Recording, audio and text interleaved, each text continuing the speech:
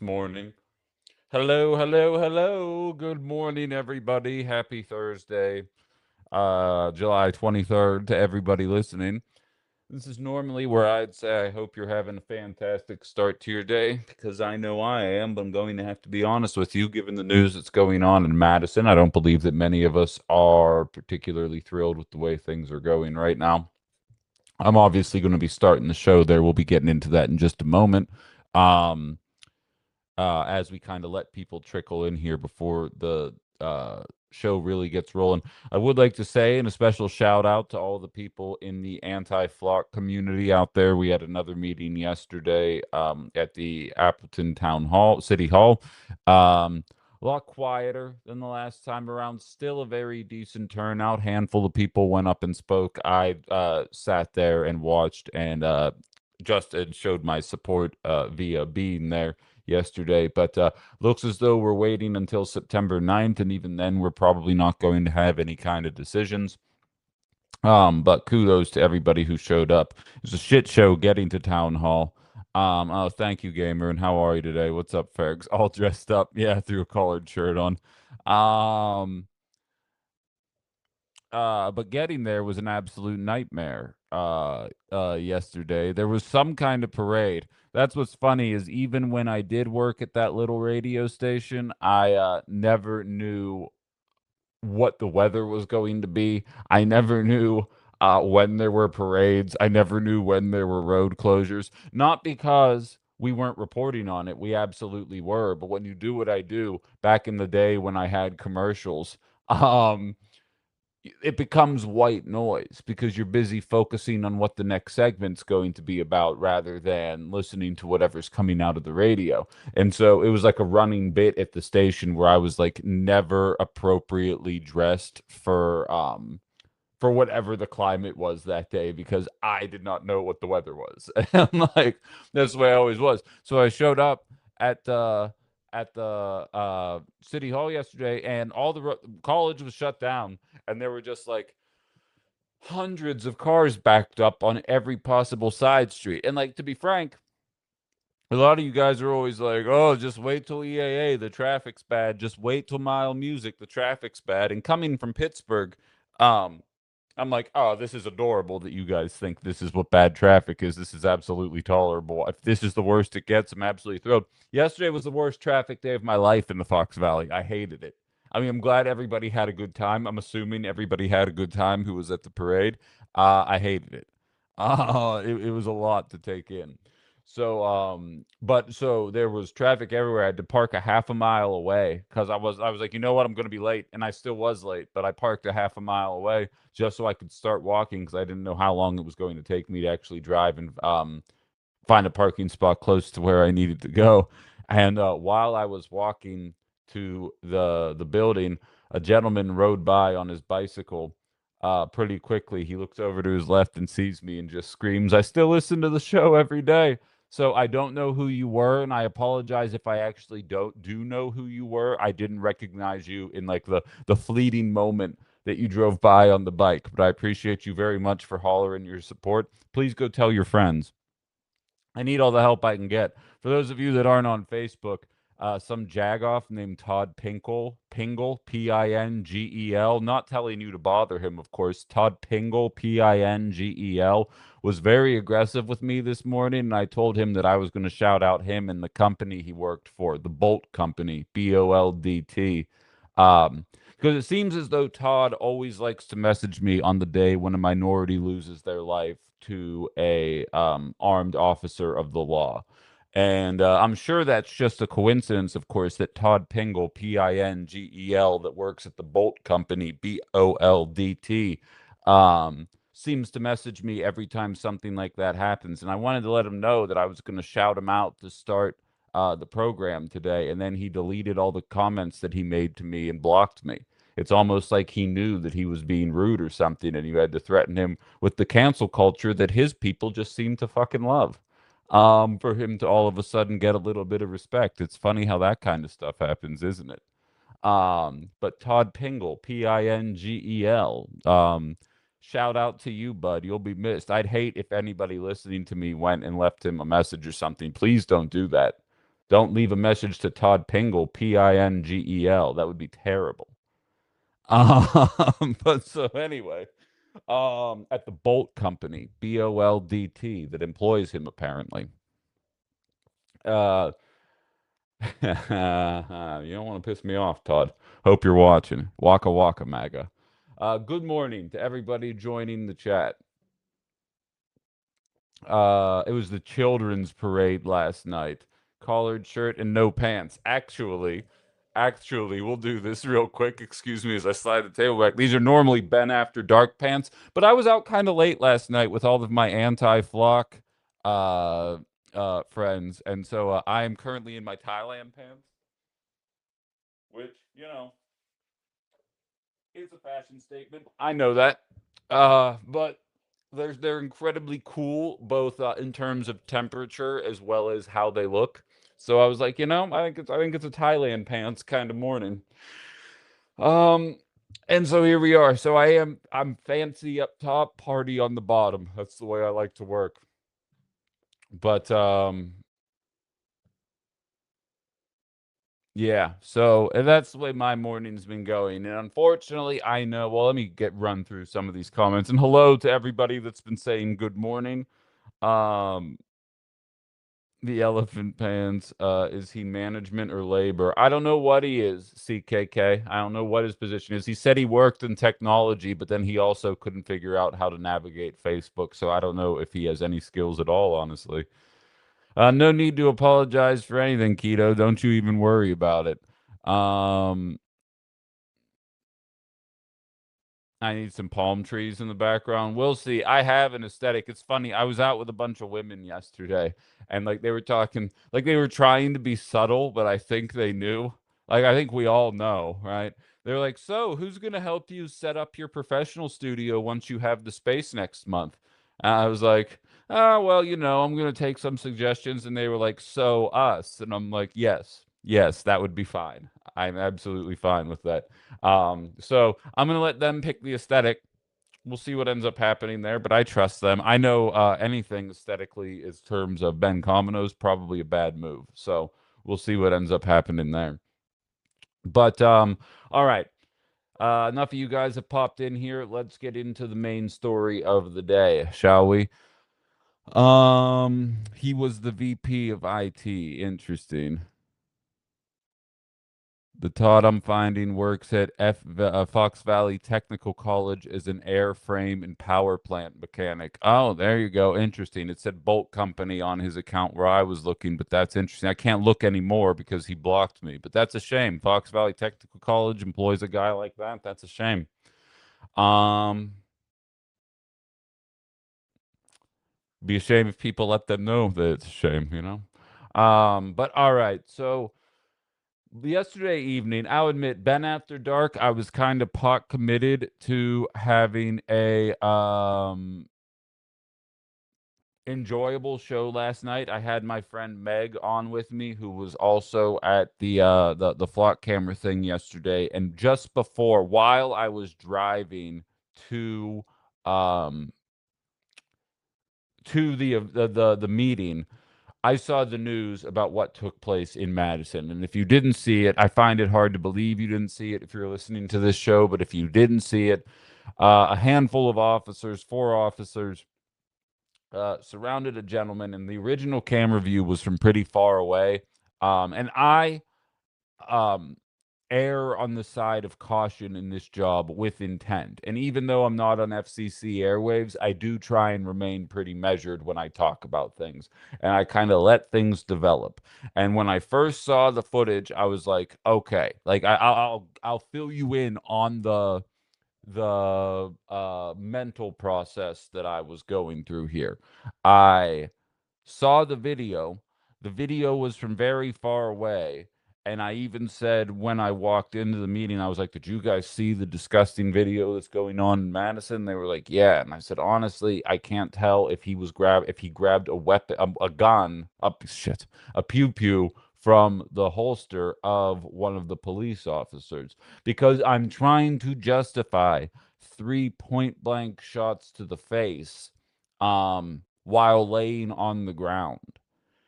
And I was like, if he had one of the pew-pews from a police officer even lying on the ground, you would still be an obvious and immediate threat. And while unfortunate, um, it's it's part of the job. And while I do think policing needs to be rehabilitated, there comes a time when you're just like, well, you can't be doing that shit to police officers. You should expect this kind of stuff. It seems as though the consensus as of right now is that he had a knife. And if he had a knife while lying on his back, surrounded by four police officers, and then was pew-pewed in the face three bang, bang, bang consecutive times, that was a gang style execution. And I understand that he was being difficult when being arrested. And this is why when people say police need to be rehabilitated, this is what they are talking about. Because what I saw yesterday was unacceptable. And not only was it unacceptable, much like when ICE murdered Renee Good and murdered Alex Preddy, unless a second angle comes out that shows something that that further angle does not show, and for the record, none of the cops had body cameras on, it's almost like that should be mandatory, especially in any state that's trying to cram flock cameras down our throat. Probably the fucking police should have cameras on them all the time too then, right? Waka waka, right? So none of them had body camera footage, so we are not getting a incredibly close up shot of what's going on.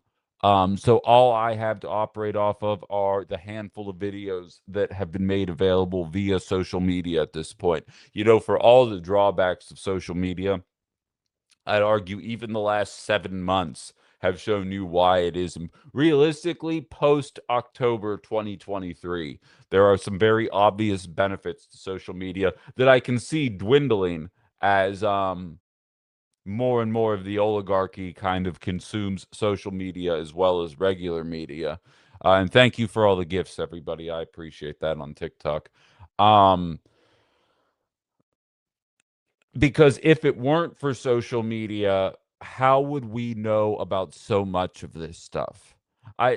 It's not funny. I don't mean to use the word joke here, but I can't think of a better term. Like I can't think of a better term to use. But I would joke around with my friends in Pittsburgh, and I would say, think about the odds that we caught the Rodney King beatdown on film.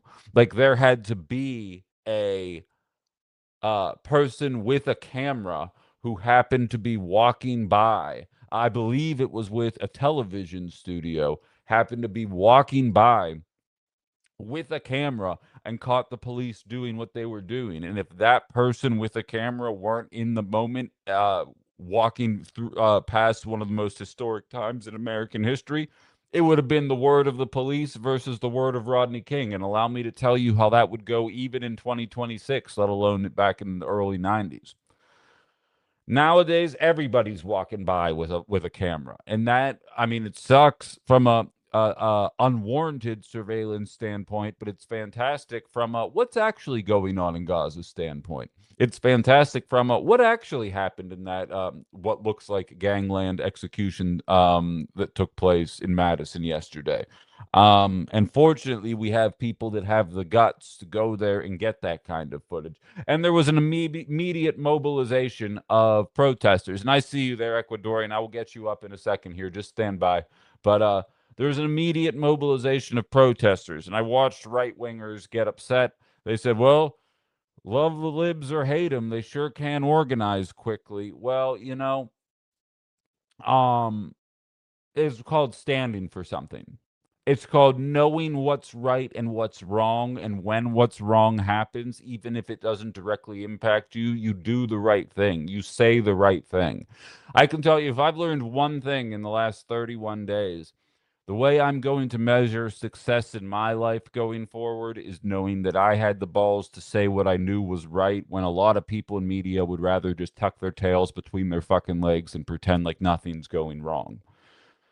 I know what I was looking at yesterday based on the only footage that I have. Again, I will happily do a mea culpa episode of this show. I will immediately post to any of my socials the second a different version of what happened is shown to us in a way that makes sense for somebody to get pew-pewed 3 times in the face from point blank range while laying on the ground with what seems to be a close range weapon at worst.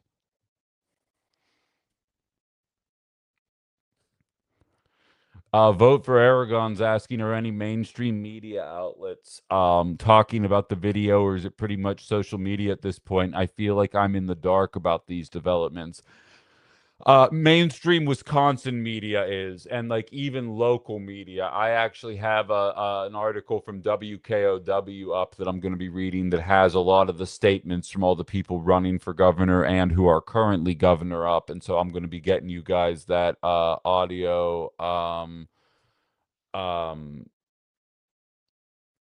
I could. So, but in any event, I could have. I'm sorry, I apologize. I got a text and that kind of knocked me off my train of thought there. But so I have been watching national media. I haven't seen it show up anywhere there, not even like a 3 minute mention, because thousands of people mobilized. Um, and you would think that there would be a little bit of attention on that, but it is not getting attention on national networks at all. But local media has comments from all the different. And I'm going to be reading you, especially Fran Hong's, because it's taken a lot of heat, and we'll determine whether or not we agree with that. By the way, I apologize. I'm about to bring Ecuadorian up in a second. I'm also going to add the link on my YouTube chat for anybody that wants to have their thoughts heard as well. This is obviously going to be a very user interactive show. No Malia today. We normally have her on from 10 to 11 to talk about foreign policy. So, I mean, I do have some foreign policy talk planned, but I'm also content to have this conversation with you guys for the entire 2 hours because Lord knows I'm pissed off, and I'm willing to bet that a lot of you guys are as well. Facebook, I'm going to bring you up as well here while I get everything set up. Unfortunately, the Facebook Live has been a bit laggy the last couple days. Andy's asking. I screenshotted a couple of the comments from that Jag before they were removed. I got that covered. I have a friend working on it as well. And by the way, he does work with Bolt, not the Fox Valley Tech. That's Todd Pingle, Pingel. For anybody that wants to go and say, well, I would hate for any of you to go and say hello to him. I should say to Todd Pingle, Pingel. All right, Ecuadorian, what's on your mind here today? Good morning, Ben, and good morning, chat. So I just wanted to address the point that Ben made when it comes to the police. As a person of color myself, how many times have we seen what's gone on with police and unaliving people? And it's not just the police, it's ICE. Now, I want to ask you guys a question. You all remember Bloody Sunday, correct? Sure. Look what ICE and the police are doing, okay? And I'm not here to say, they're all evil, whatever. I'm here to say, look what is happening, okay? It seems to me, they are simply trying to recreate Bloody Sunday, okay? And we have seen this repeated through history, time and again, Emmett Till, George Floyd, and others. And ICE seems to just be doing it continuously. At some point, when do the people finally get back up to marching out there and saying enough is enough? I know we are all scared. Okay, I completely agree. We are all very scared of what's going on right now, but we have to mobilize at some point. We have to get out there with our signs and do what we did in 2021, because the only way these people are going to listen is if a large sum of people get out and finally say enough is enough. And I know that a lot of people are probably wondering what good that'll do. Sometimes the best method that Dr. King said was to mobilize, was to get out, protest, make your voices heard. Because the more we make our voices heard, the more pressure we put on them. And they don't like that pressure. They want us to stay quiet because they think that the rules no longer apply to them. They do. They just need to be reminded that we, the people, are the ones who hold that power, not them. They need to be reminded who is the sheriff in these states and why the people are given a voice for a reason. And I just want you guys all to know that we don't have to be afraid of these people. They want us to be afraid of them because they think that we will not stand up to them. We can and we should and we will. I appreciate the sentiment there, Ecuadorian, and I'm 100% there with you. I couldn't agree more with the way you're kind of laying things out there. And I often say it's the nature in which these kind of accidents happen. I'm gonna have to boot you just because we have a lot of people waiting to get on here, but I appreciate your sentiment here very much. Um, it's and to Kristen, there we go. Kristen, you're up next. Truckin', I see you there as well. I have to go one at a time, but I am going to get you up. And again, there is a StreamYard link as well on YouTube for anybody who wants to be heard there. It hurts extra hard because gun violence in this country happens every day, but it's when it's from the people that are supposed to be doing the protecting that people need to be that people get extra angry about what took place. And based on the video evidence we have from yesterday, it's disgusting what we saw happen. What's on your mind, Kristen? You there, Kristen? You got me? You all right. Truckin', what's on your mind? Oh, hold on, we're having a connection issue here this time. Truckin', you there? Yes, I am. All right, great. What's on your mind? I just want to bring. I am really surprised you only have 1,000 followers. Don't worry about it. We're And I'm growing. well, no, I'm not trying to say that to make you feel self-conscious or anything like, or no insulting at all. But the reason I say that is because you produce quality content, Thank you. and I see so much crap content on here, and with people with tens of thousands of followers, and they're just producing garbage. And and I don't know, the wheels of my brain kind of work when I see something like that. And I'm like, I wonder if Ben is being marginalized here. Like, because I feel like sometimes people's voices are amplified and sometimes people are marginalized. And when you have somebody that's going out there fighting for what's right, I mean, it seems like, and ruffling feathers, there's some people that kind of try to push that down. I mean, you know what I mean? Absolutely. You Yeah, absolutely. I feel the same way about myself. I feel like I produce quality content, but I don't have nearly as many followers as I mean. I have okay, but I mean, There's I think it's not right. I think some of the voices that we're amplifying we need to snatch the fucking mic out of their hand and like shut the fuck up. Like if you want to talk if you want to street preach or whatever, take your microphone away from you. Fine. Just, say whatever you want to say. But I mean, I'm not taking away your freedom of speech, but some people are behind a microphone that don't need to be behind a fucking microphone. And other people need to be amplified more. And because they got a good message and it's good for society, and we need to hear from those people more. I think you're one of those people, Ben. That's why I'm saying that, to compliment you. And I don't know if you guys, type one in the chat if you agree with me on that. I mean, I think Ben produces really good quality content.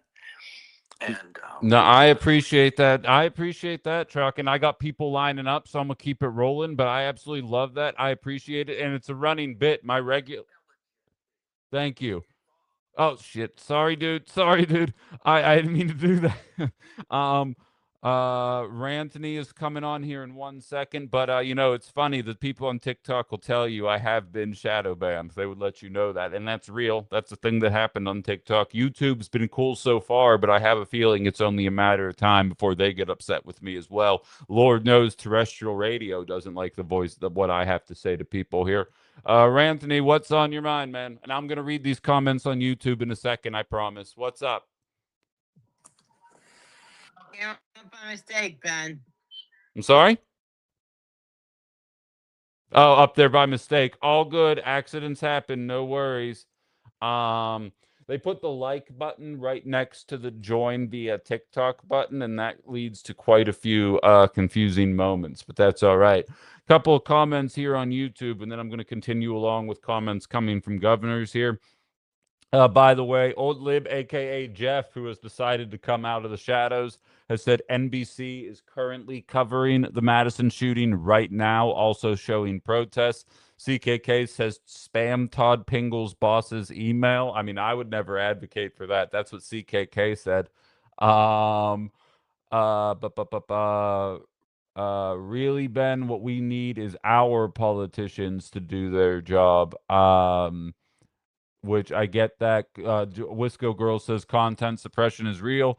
The daily shit show of political violations of our rights, the graft, the complete disregard of our needs of the country, the Department of Defense asking for billions of more dollars for an unofficial war. He goes on and on. The average American doesn't want intellectual stimulation, they want a circus. Uh, uh, Samplas says, one for sure echo that Ben changed my way of thinking on politics. I appreciate everybody who's here for that.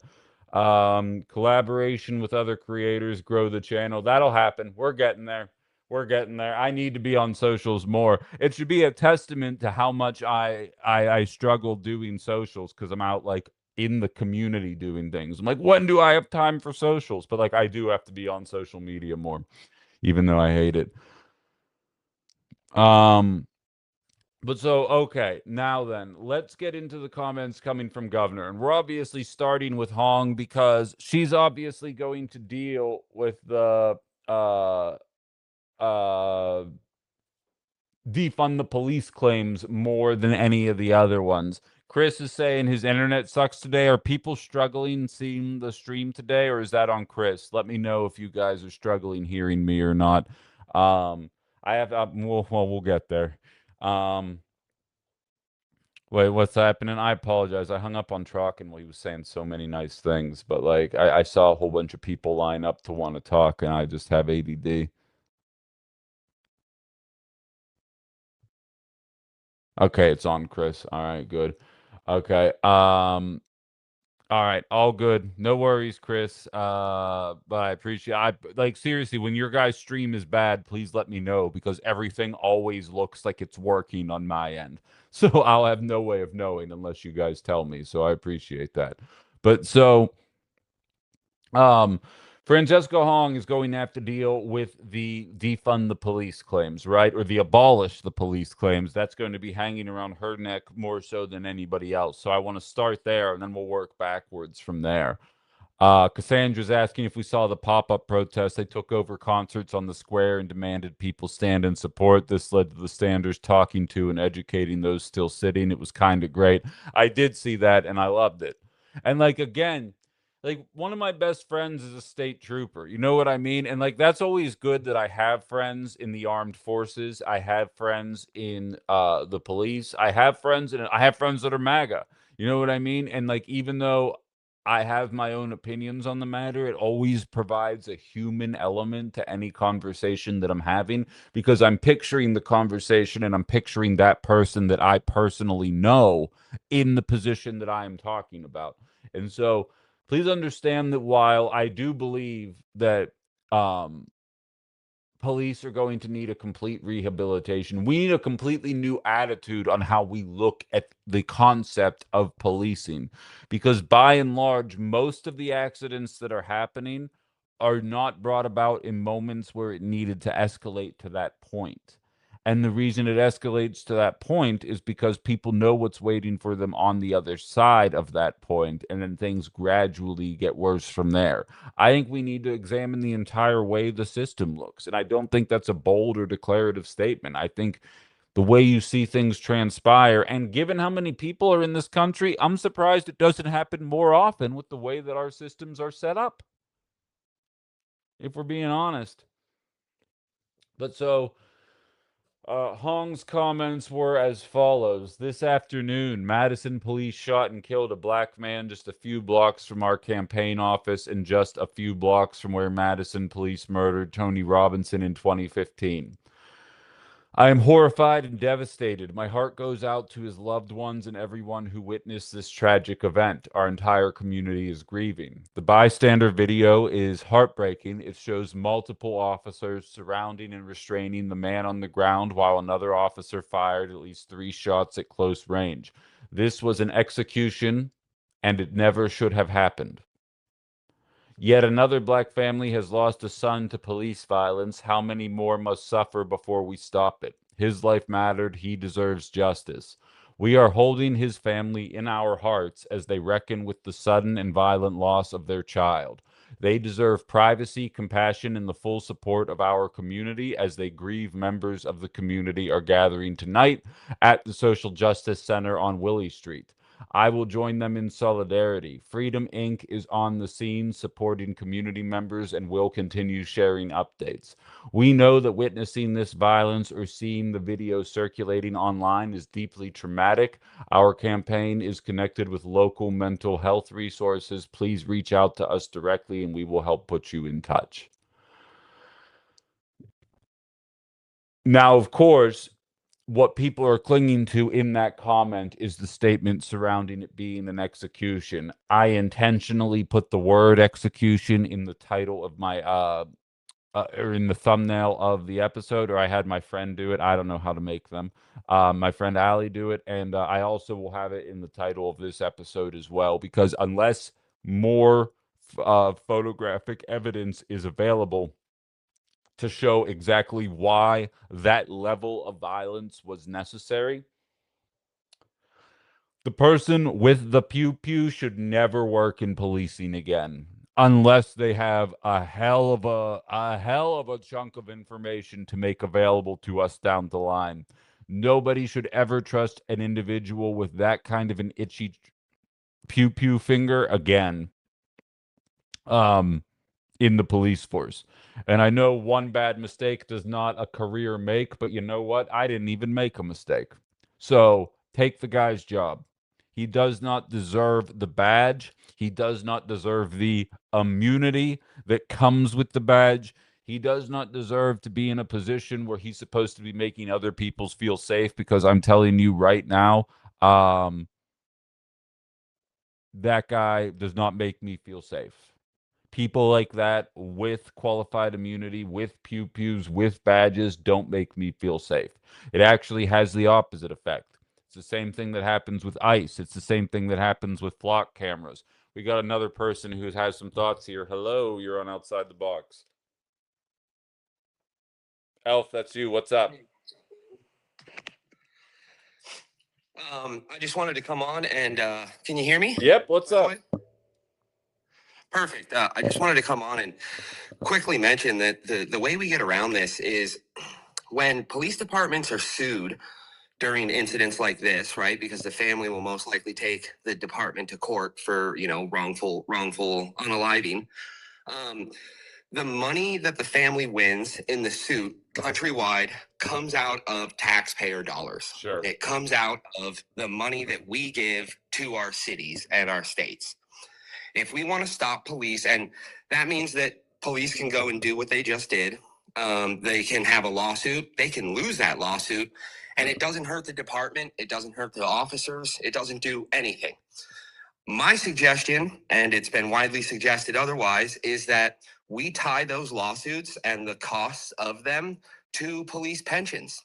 And that will make our police themselves, because that means that when a lawsuit happens, when an officer does something wrong and a lawsuit happens, that lawsuit needs to be paid out.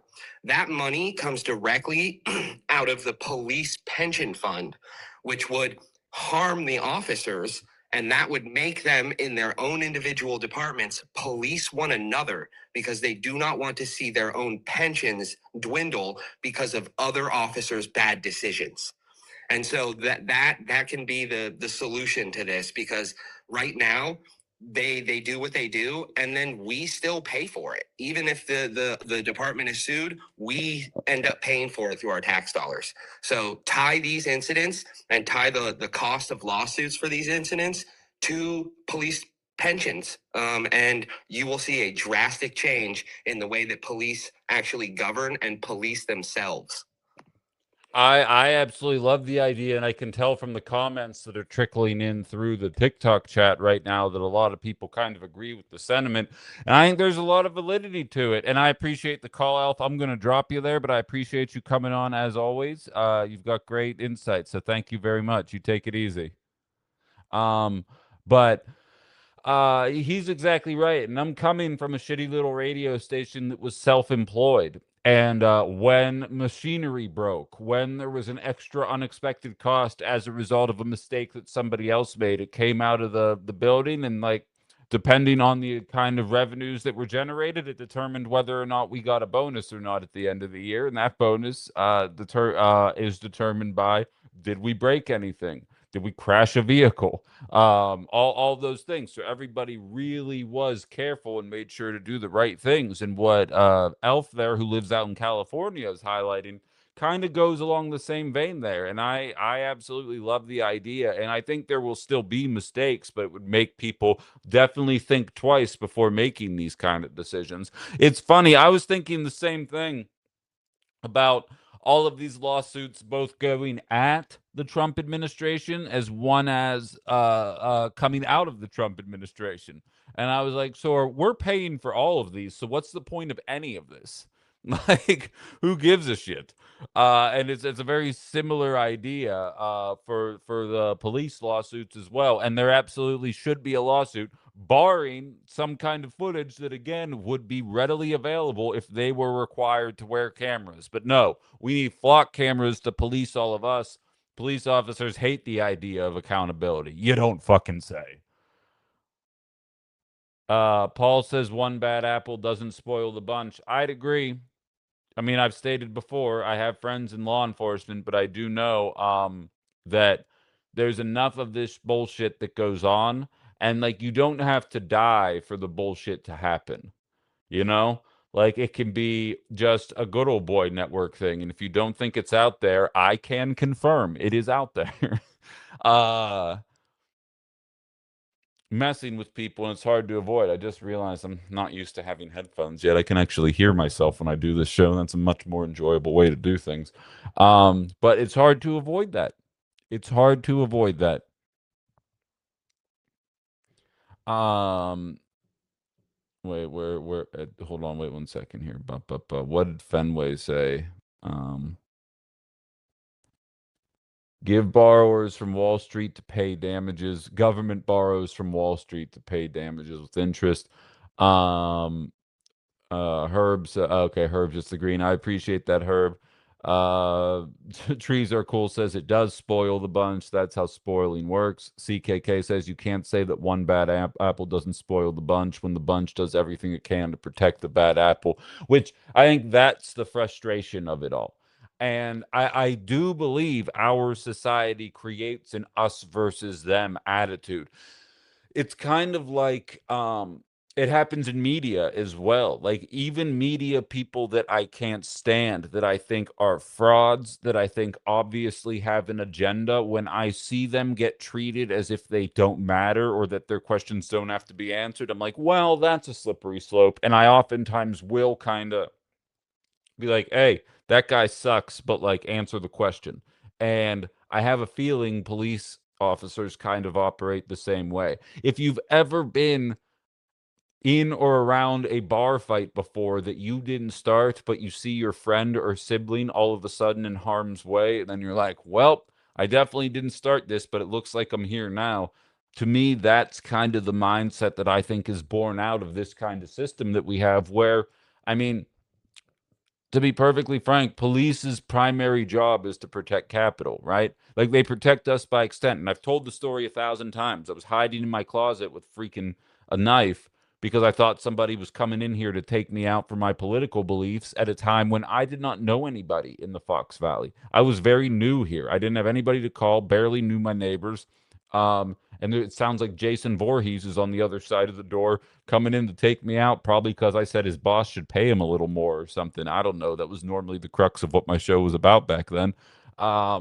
Before we had, ICE and a bunch of mass virgins just unaliving people in the streets with what feels like a regularity that is tiresome. But I was standing there on the phone with 911 dispatch, and the police came and they handled the situation, and they were polite to the dude who was just a drunk guy who was at the wrong apartment thinking that his girlfriend had locked him out, which probably raises some other questions about how that guy was treating his girlfriend, if that's how he was banging on the door and yelling to get in. But that's neither here nor there. I don't know the guy's personal life. But they came, they handled the situation, they moved on, and had the police not been a thing, I don't know what I would have done. You should be able to say those kind of things, but then also within your very next breath be able to say, and what happened yesterday was an obvious execution, and there should be repercussions for engaging in that kind of action. Like both of those things can happen at the same time, and I don't think it's particularly bold or declarative to say anything like that. So that's that's my attitude towards it. So from a concept of does one bad apple spoil a bunch, to a certain extent, yes, if the bunch isn't willing to be like, no more of that. We can't be having any more of that. It's like if a media person with the highest ratings in the market were fired for no other reason other than opening people's eyes, you would hope other people in the media would stand up and say, well, that was a pile of horse shit. But unfortunately, you know, you can't pick your friends, I suppose. Um, The Supreme Court has said that the police have no duty to protect you. If you didn't realize in 2020 the police protect the government, you weren't paying attention. How says the lady who used to be the news director at that radio station said her biggest shock when she started was how the police lied all the time. Her words. Interesting. And by the way, Carla, thanks for sleuthing going on at Bolt Construction Company and whether or not Todd Pingle, Pingel, works at um Bolt Company still or not, because it'd be embarrassing to hire somebody like that who talks to people. But yeah, see, to talk to people the way he was talking to me. But I appreciate that very much. Um, yeah, Jay and Carla are talking on TikTok and Gamer about how police are protectors of wealthy people's property, and to a certain extent, that's very real. Um, and like I said, there is an element of why do crimes happen, and crimes happen as a result of the systems that are in place. As I've stated 1,000 times over, crime is a byproduct of poverty, and poverty is becoming more and more widespread. Realistically, the fact that poverty is increasing at the rate that it is, we should be seeing crime increasing, and it has been decreasing since 2022, and realistically since like 1970 on the whole. Like there's like little spikes here and there, but by and large it's a very big downward trend from 1970 until today. And it's also been a downward trend from 2022 until today. There haven't been those spikes. And MAGA loves to say, look at the crime rate under Donald Trump, while ignoring like the very obvious trend that had been taking place for the last 4 years, both under Biden and Trump. And Biden was able to do it without a masked Virgin Army, which begs the question, why are people so impressed with what Donald Trump is doing right now? But so Francesca Hong referred to it as an execution, and I agree. You don't get to pop three people or a person 3 times in the head while laying down on the ground and then be like, it's self-defense, bro. Like there comes a time when it almost looked personal. Far be it for me to ascribe a person's, I'm not a, well, I guess I am a psych major in college. Does that technically make me a psychologist? I don't know, but I'm going to go with no. I'm not a psychologist, but um if you haven't seen the video, go ahead and check it out, then come back and then let me know I'm wrong. If you've seen the video, did that feel personal to you? Did it feel like this person has been involved with the police before? Because to do something like that as carefree as they did, it says to me that something else was there. Because Jay's saying it did feel personal. Kristen says the stabbed officer didn't even get medical attention. Interesting. Interesting. What was the original concern? I guess I probably should have had that ready to go, but I don't. But I do have the quotes, so I'm going to pop a couple of these off here. From Dane County Executive Melissa Agard.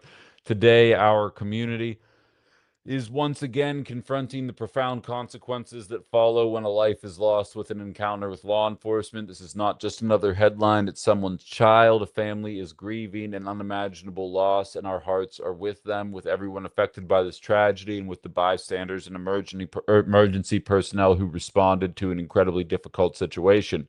Every officer involved death shakes public trust and leaves our community searching for answers. That is why it is critical this investigation is conducted independently, thoroughly, and with complete transparency.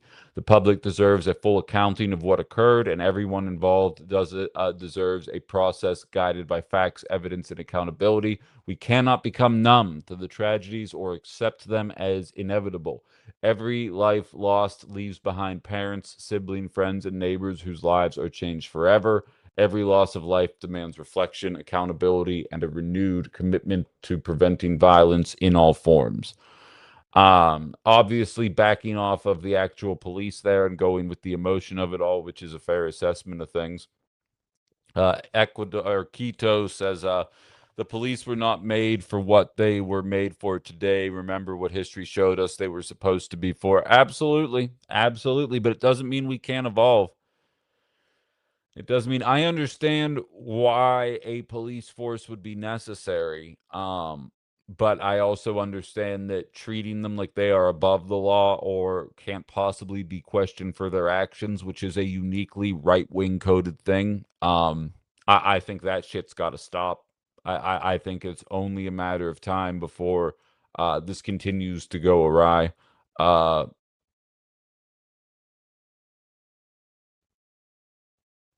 CKK said, "Thank you, Ben, for pointing out the crime rates have been dropping in correlation with loosening of gun control in America." Yeah, isn't that interesting? But it's the sensationalized violence that gets everybody's attention. Again, I promise you, I don't know this for a fact. I didn't look it up. I promise you somebody else was shot yesterday in Madison, and none of us know that it happened. And like, I don't want to trivialize it by comparing it to a comic book movie, but I'm going to. As the Joker said, when a gangbanger gets shot or a bus full of soldiers explodes, nobody panics because it's all according to plan. Gangbangers do violence. When you join the armed forces, you should expect violence. But when a mayor is targeted, when Luigi happens, when what we saw last night happened, that's when everybody's like, I can't believe this is happening, because it runs so counter to the way that systems, society, and life are supposed to trend.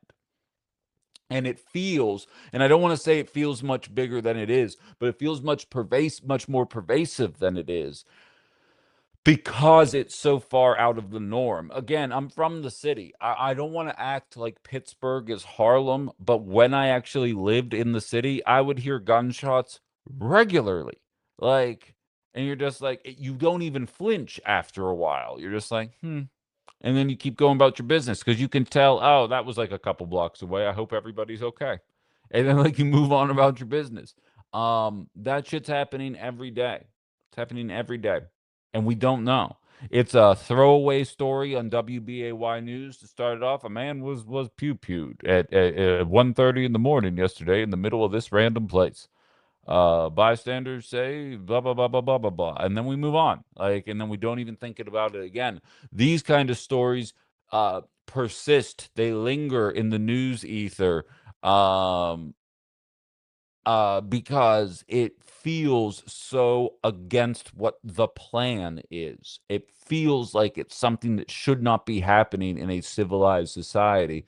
And it's interesting. I was at the flock camera meeting, and while we were all there, I said, "Isn't it interesting that police have almost taken a back seat to ICE lately?" Um, because ICE is behaving in such an abysmal way that you really haven't heard anybody complaining about the police. And realistically, a lot of people count on the police as a buffer between them and ICE, which is ironic. But more importantly, that's what police could be. Like that. Could you imagine if that's what police were? What the attitude would be towards police? But no, we have the situation that we have here that feels gross to watch. And like, I struggle watching violence. I never fought a war, you know? Like, I don't like that. I remember when the Charlie Kirk thing was all over the internet. Probably didn't need to see that. Obviously, the death and destruction in Gaza was all over my feed for months before the oligarchy took it over and made it seem like nothing was happening anymore. Um, it's gross. This video is gross. It's not hard to stomach from a sheer graphic standpoint, but it's hard to stomach from the violence, the cavalier nature in which 3 bullets are just put into a person. And you're just like, oh my God. And again, clearly it seems like the man had some issues, but you also had 4 police officers there form a fucking 30-foot perimeter and slowly talk the guy down. Like, what are we talking about here? Like, this isn't difficult to figure out. I realize it's not convenient. Counterpoint, get a different fucking job. Like, if you don't want to do things that way, like, form a perimeter and just handle it. Slowly talk the guy down. He's gonna punch himself out eventually. No, let's pin him to the ground 4 people deep and then plug him 3 times in the head. That sounds like what's going to make people feel safe. That sounds like the appropriate way to handle something. Jay says literally try anything but ending his life. Yeah, I'm just listing one thing. There's probably 15 valid solutions to handle what's going on. Because again, when we're kids, we have an idea about what it means to become a police officer. And some of the people that think that way when they're kids grow up to go and do it.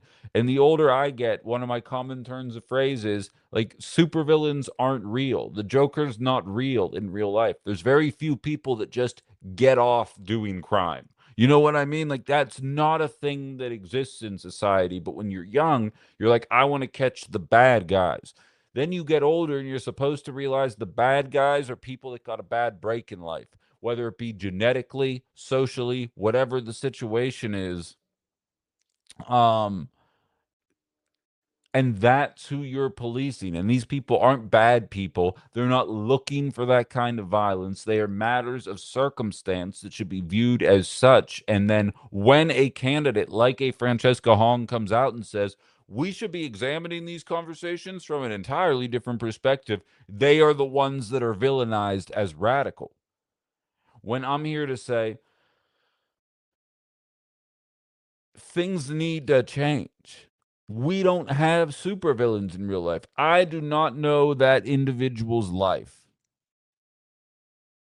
I don't know if he was a recurring problem for the police department or not. What I do know is he was clearly unwell with a weapon that does not do damage if you are outside of a 3-foot radius of the individual. You have tasers. You have non-lethal weapons. There were 4 of you there. At one point, you were all holding him to the ground. Maybe, oh, I don't know, back up and handle things in a non-lethal way.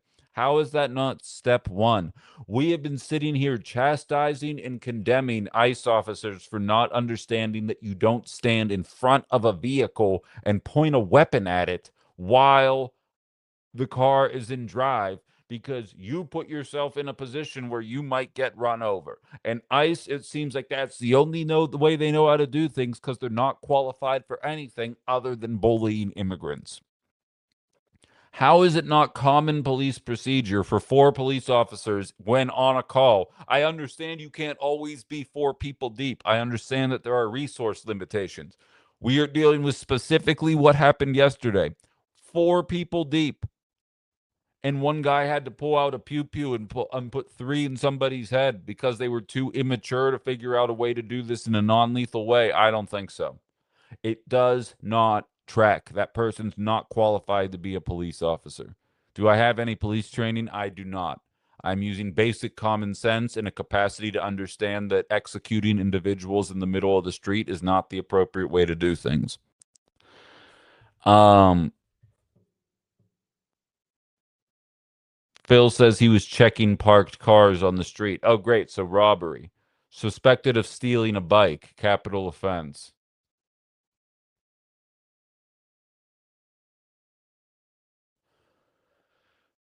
Ali saying cops started as slave patrols, therefore I think down to the integrity of the establishment is corrupt. I would agree with that. KG says ICE incidents are worse because the DOJ is actively obstructing investigations. Well, we'll see what the police department allows in this investigation, though, right, Kay? Like, it's not like police have some kind of straightforward and above board process. So you're not an expert in doing not every aspect of situation. Police nor ICE are judge, jury, and executioner. That's why due process exists. Yeah, I'm not. At no point did I ever claim to be an expert, but I am an expert of knowing that 4 people is 3 more people than one person, and when you're 4 people deep, you could probably form a very small perimeter and move with the person and talk them down rather than try and tackle a guy. Um, Immediately and try and like get to a position where it's like, let's get you a meal, bruv. Let's go get you somewhere where you're not here and like let's handle life. Like there's ways to do this, but we'd rather meet our quotas, right? Police officers are no different than a sales rep. How many of you were driving in the Fox Valley at last weekend? Did you notice how many cars were on the road? I drove down to Green Bay on a Saturday and then down to Oshkosh on Sunday. And I saw like 47 police officers. I'm sitting there, I'm like, oh, they must be behind on the amount of money that they need to make for speeding tickets. And you guys in the Fox Valley are the worst fucking drivers on the planet. So it'd be very easy to monetize you guys if you just put a couple police officers out there. And they were very clearly all over the place. Police officers have quota just like anybody else does. I have ratings quota. I'd crush it every single week, every single ratings book, but it doesn't matter apparently. Everybody's got a quota. And police officers are no different. So when you see things like yesterday happen, you're just like, man, were they just trying to get their arrest numbers up? What was the situation that it had to be handled that way? Because it seems as though the numbers were on their side.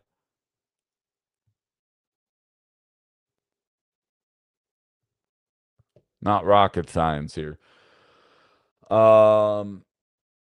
Brian says, we have a mayor of New York asking for the arrest of a leader of Israel for war crimes. We have a president who started an illegal war with around sponsors of actions of ICE, murders all around us. Yeah, it's getting ugly, and we're supposed to be scared of immigrants. Who, like, I'm not saying that undocumented immigrants have never unalived somebody before, but, like, again, everybody's capable of doing crimes, and not elected officials, officials with authority have a certain level of expectation thrust upon them. And like, if this would have been a one-on-one interaction and it played out the way that it did, there would be a lot of people upset with it. But if it were one-on-one, one guy allegedly got stabbed during the process, I think this would probably get put to bed quicker than not. Add 3 more people to the equation, and it is an awful look. It is an awful look for the Madison Police Department. It is an awful look for those police officers, and trying to defend this or saying that the people who don't have police training aren't qualified to say so. You don't need police training to look at that and be like, I know that's wrong. I'll tell you right now, you don't need media training to look at the outcome from the 2020 election and be like, oh, well, that wasn't rigged. Like, the powers that be should be able to point to something and say, that's not how that's supposed to work. What I saw happen there was a disgusting act, and trying to pretend that that was somehow excusable is something a guy like Todd Pingle, hired by the Bolt Company, would do, but not something that anybody who has a basic concept of human decency would think.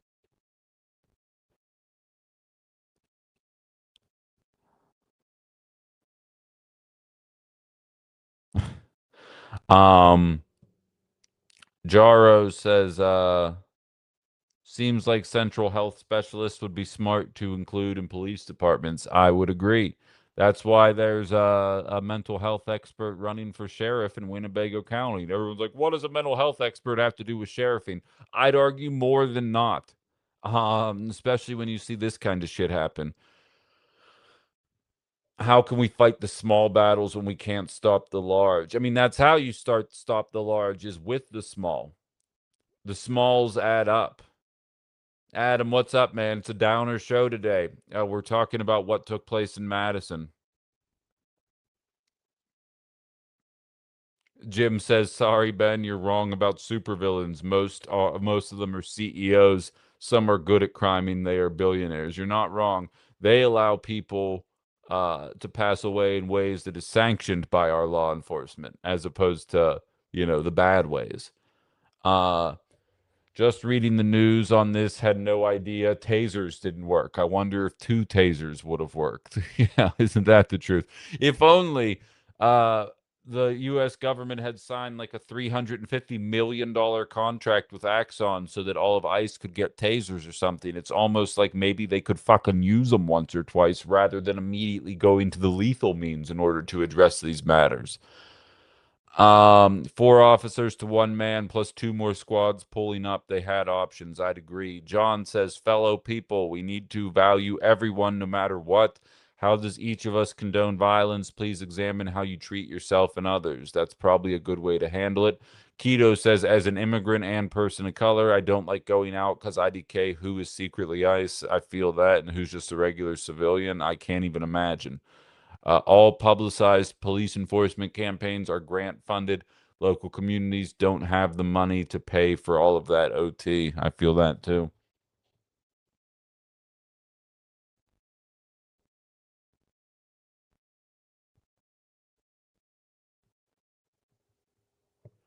So wait, there's an officer that pew him went to the hospital with multiple. I'm no, I'm too far behind on that conversation to take part in it anymore. I'll let me know. You guys handle Mr. Z's cards. Let me know how that go. Tasers don't work nearly as often as people are led to believe. No, I buy that. And I know that if you're on drugs, um, it gives you that superhuman strength sometimes that you just kind of power through it, like your PCPs and whatnot. But I'm gonna get banned on TikTok today. It's fine. You guys need to grow up over there on that app. Ugh. But I argue if 4 of them had tasers, the very least you could do is everybody pop a taser in the guy and see if it happens. And I'd be willing to bet, statistically speaking, that one of those 4 tasers would have got the job done. And then none of this is happening right now. I couldn't believe it when I saw it. And I went into it giving the benefit of the doubt, which, by the way, as a leftist, absolutely drives my core audience up a fucking wall. Please understand that it is professionally unintelligent for me to give police officers the benefit of the doubt, and I do it anyway because I don't believe enough people in media approach these situations with the right attitude. You got the Fox Newses of the world ready to defend police and ICE no matter what. You got the MSNBCs seeing an opportunity to stoke racial animosity rather than addressing wealth inequality, ready to pounce.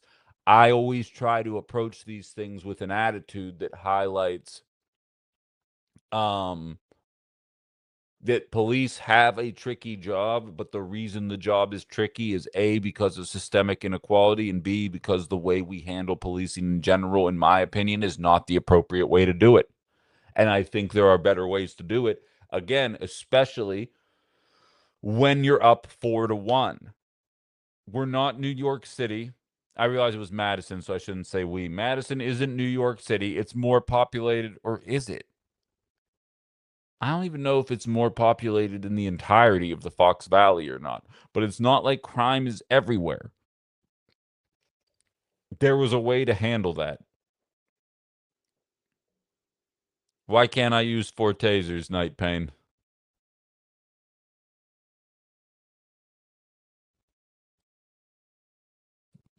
I feel like 4 tasers would be better than 3 bullets. Bold statement, I know. I'm going to repost the link in the YouTube chat for anybody, or Tube of You chat for anybody that wants to chime in on the conversation here. I will also take any comments on the TikTok as well. Governor Evers said, I have been briefed on the officer involved shooting that occurred in Madison today and continue to receive updates as more information is released. There must be transparency and accountability if any investigation is going to move forward. David Crowley says, Okay, you're just being a troll. What would 3 bullets do to his heart condition, Night Pain? Waka waka, MAGA. You didn't get up early enough to fuck with me. Um, David Crowley says, I am horrified by the reports coming out of Madison about a man who was shot and killed in the street by police officers. While details are still emerging and a full accounting of what happened is still needed, these reports are painfully reminiscent of the tragedies we witnessed in Kenosha, Minneapolis, and far too many communities across the country. Each incident reopens deep wounds, raises difficult questions, and reminds us the urgent work that remains to build trust, transparency, and accountability in our systems. My heart is with the individuals' loved ones who are now facing an unimaginable loss, and the entire Madison community as it grapples with the tragedy. As the investigation moves forward, it is critical that it be thorough, transparent, and independent whenever appropriate. We must allow the facts to continue to come to light while reaffirming our shared commitment to justice, accountability, and the dignity of every human life. Notice how there was, what's up, Violet? What's up, Luke? Do you notice how there isn't a desired interest in calling what we witnessed yesterday an execution coming from the moderate flank? That's why I decided to bring these up, from the Everses, from the David Crowleys. They still want to placate the cop crowd. And I get it, because boomers vote, and they vote a lot, especially in primaries. But I think it's pretty hard to avoid the fact that Francesca Hong had the guts to actually call out state-sanctioned violence. Ali, if you could mute, thank you. I'll bring you on in 1 second. And what's interesting is Francesca Hong goes out there and says this state-sanctioned violence needs to go away. And right-wing media played the clip of her yelling that into a megaphone, and they said she's basically being a Maoist right now. And I said, just say you don't know who Mao is, because otherwise people are going to think you're stupid. Because the idea that condemning state-sanctioned violence makes you a Maoist means they were just being racist towards Asian people. Waka waka, MAGA. I'm going to bring Allie on, who has thoughts coming from Pennsylvania here. What's on your mind, Allie? Yeah, one, I just wanted to correct what some of the people were saying about him getting health care after. That was way after the incident had occurred. In order for cops, it's pretty much anywhere, but it is in Madison. In order for them to be taken off duty and all of that and get paid, they have to go and get treatment. They have to be seen for whatever it is. So that was not because he was injured. That was so he could be on leave with payment. That's it. And then back to the taser thing that you were saying. You are 110% correct when it comes to why didn't they just use another taser? Like, they tell you not, like, one person not to continuously taser because it can be dangerous, but it sort of follows along like excessive force laws, to where, like, if it did not work the first time, have someone else taser them. And the only way for a taser to work effectively, like when you're a cop and you know that these people could be on certain substances, etc., you have to point and aim at the right part or it's going to be ineffective. Which is what I'm assuming happened here, considering that they had to straight up execute the guy. But you are supposed to, at least from my training, because as CSI, you have to go through the police training, because I will eventually be in crime scenes and I will be in danger. And I have to carry weapons and everything like that. And you are taught to de-escalate as far as possible. If there are 4 tasers and all 4 tasers aren't used, why was something else pulled, is really the way it is. Even though you aren't law enforcement, you aren't in the system or anything like that, you are correct. Hey, yeah, I always love hearing that, and I appreciate the sentiment very much there. I think you're spot on, and you're coming with facts, and I think those are the kind of facts we need right now. I'm gonna let you go. Before I do, any thoughts on Todd Pingle? Oh, Todd Pingle. If you're hearing this, Todd Pingle, I miss you already. We were having fun. If anyone's interested in Todd Pingle, I have some edits that I made for Todd Pingle. So just Great, Todd Pingle of the Bolt Company. Thank you very much, Allie. We'll talk to you soon. You take it easy. Yeah, bye. All right. I'm never gonna get a Bolt Company sponsorship. Thanks a lot, Todd.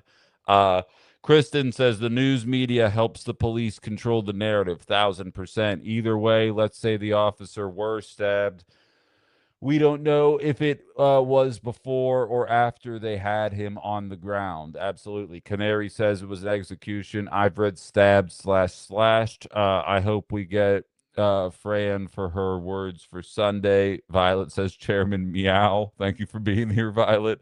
Yeah, and they don't wear body cams at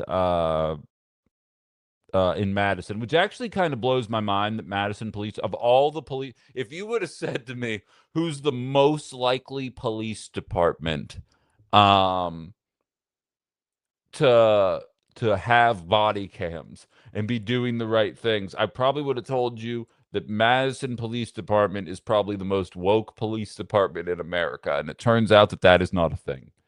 It is absolutely unacceptable, Canary. And it's more unacceptable as we are watching this push to put cameras all over society. We want to monitor people and hold them to account anytime they speed or do anything untoward. But police officers are allowed to operate with impunity. I actually met a guy when I was at a wedding back in October in Colorado. He said, "Yeah, I was a police officer for 10 years, but then I stopped doing it." Like, you always wonder, you're like, "Oh, what happened?" He's like roughly my age. He was like, I just things were changing, and he's like, it was just a different attitude. It was basically the idea that he was held more to account um as an officer than he had been. And it was embarrassing that he would vocalize it that way. Michelle, OG Michelle says on Facebook, I believe the smalls do add up. It's why I have been speaking up against truancy ordinance, which is coming back for a revote in Appleton. It brings law enforcement into a situation that is much better handled in other ways. Data also shows that ordinances being law disproportionately impact Black, brown, and socioeconomically challenged students. 1,000%. Um, 1,000%. I haven't seen any videos, but from the conversation, I can vision a scenario where deadly force could have been justified. I think you have to see the video, CKK. I'll be honest with you. Um, Vertical shorts will grow channel. I feel that global solidarity. I gotta get more consistent with those. I appreciate the input though. I'm working on it. I got a late start this morning, but I gotta be more consistent with it. I try to get one every morning. I feel like I gotta get that number to like 4 every day. Um, It's a lot. It's a lot. CKK says also David Crowley's new Twitter scandal going to get buried. You talking about how he used to have an account where he was saying really shitty things about the LGBTQ community and women, and then he said that other people controlled the account and said that.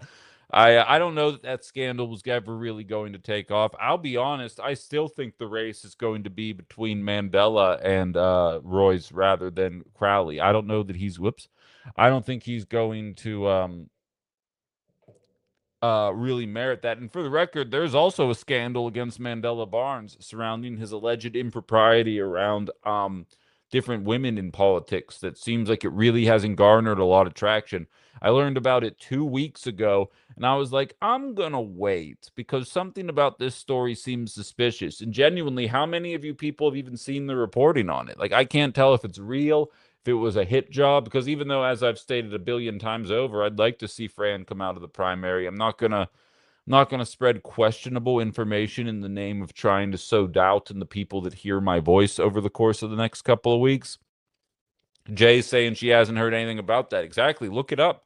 A handful of actually women in politics have signed on to a letter saying it, but a lot of the women that signed on to the letter are running for fucking governor. And so I'm just like, well, I feel like this probably should be getting more attention if it were real. Like, I don't know. I struggle with it. Saw it on the news this morning. That's why. That's kind of ironic that you saw it today, um, of all days. For anyone interested, Lever News, David Sirota has a great interview with Francesca Hong. That's awesome. I love Lever News. Anybody else interested? Outside the Box has a fantastic interview with Francesca Hong as well. It's available on my YouTube page that everybody should be subscribing to. We're still seeing those numbers go up. I need to start pushing that more. But yeah, anybody who's listening to me right now that hasn't subscribed, search my name on the search bar and then go subscribe to that channel, please. Do the same on TikTok, Facebook, Insta. You know the drill.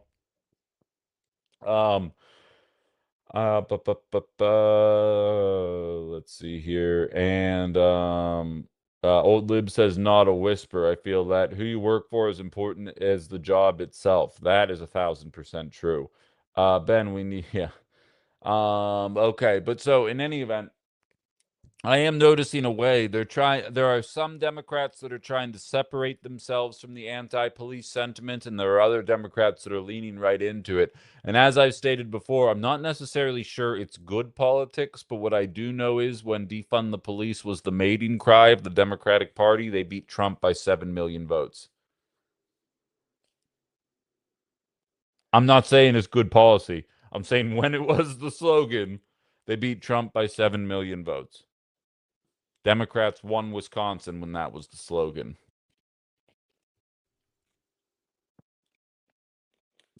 I don't make the outcomes. I just report on them.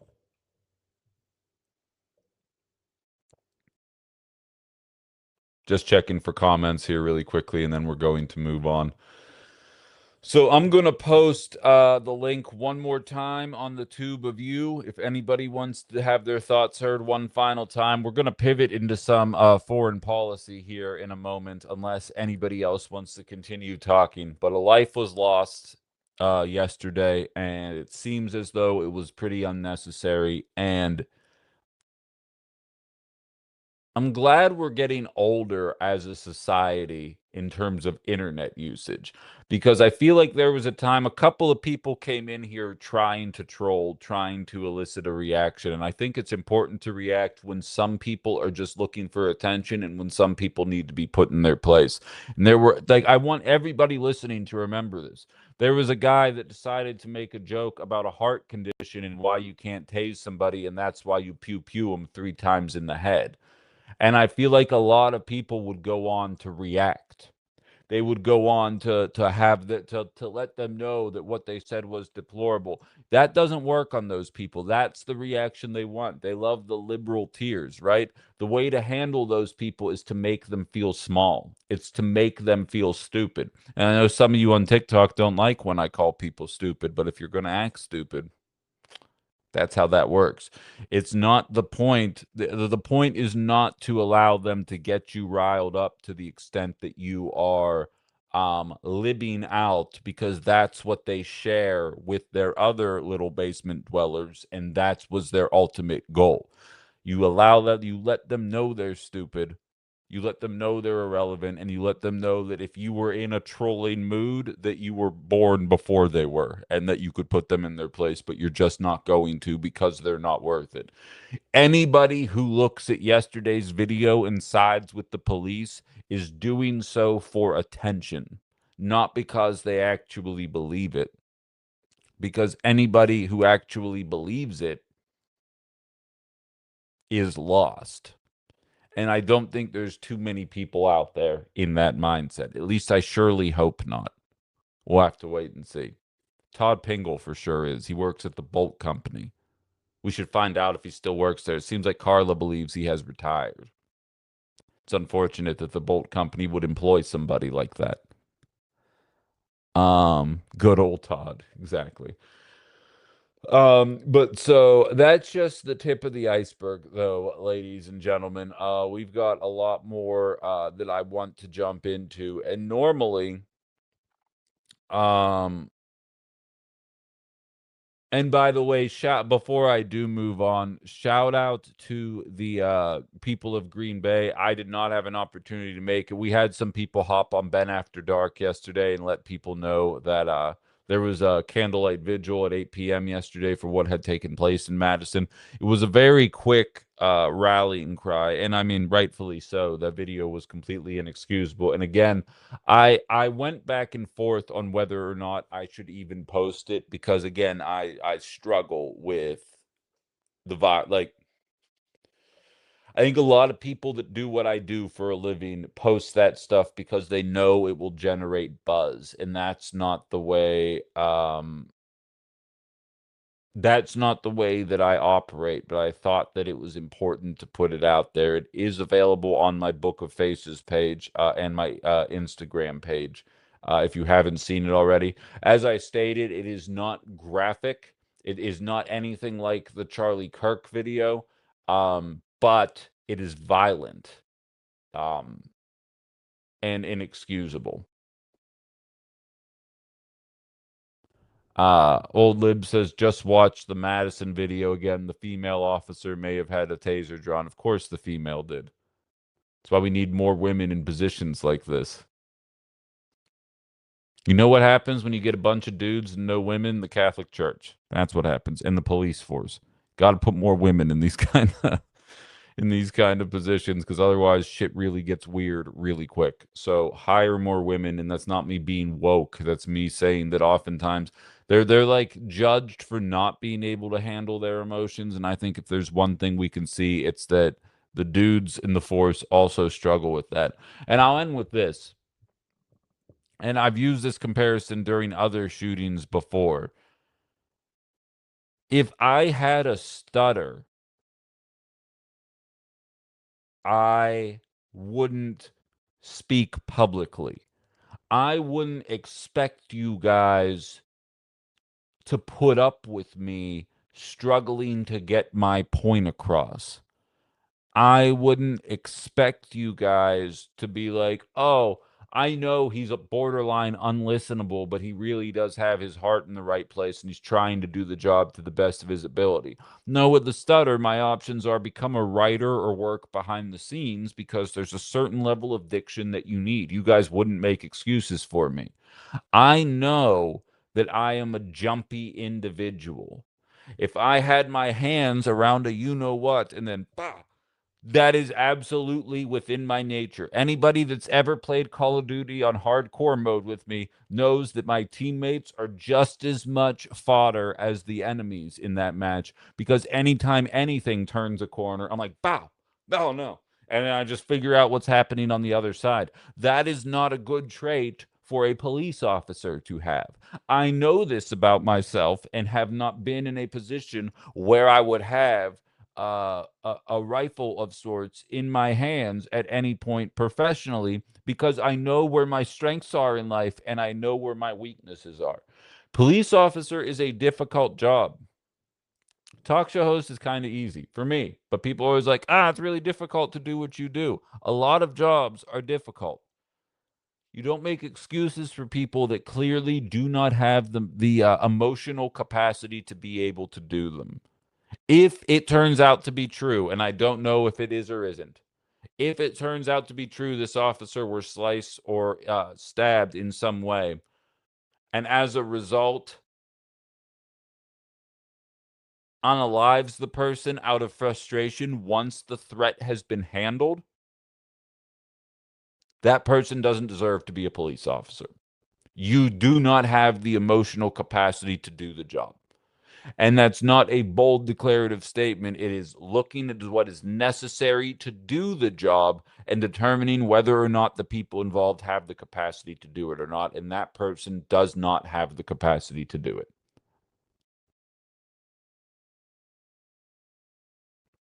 Stop being misogynistic, Ben. There's a very famous police shooting from Minnesota where the female officer shouts, taser, taser, taser, and then shoots the person with her pew pew. She drew the wrong too.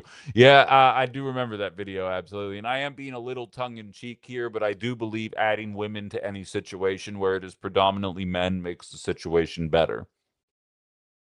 Do you see who I was hanging out with last night? That's the way society should operate. In this guy's humble opinion here.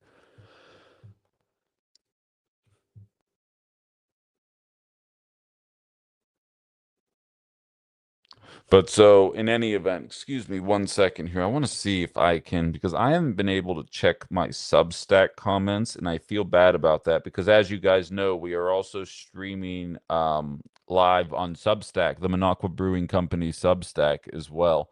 Every time. No, okay, I don't have it logged in there. Whatever.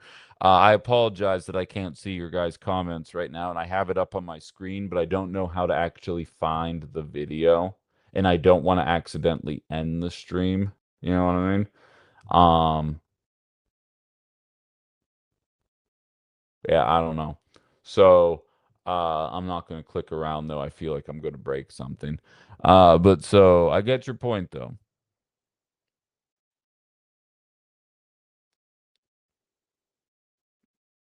Oh, Todd Pingle is now Todd Earl on Facebook. Really? Really? Let's go ahead and look really quick.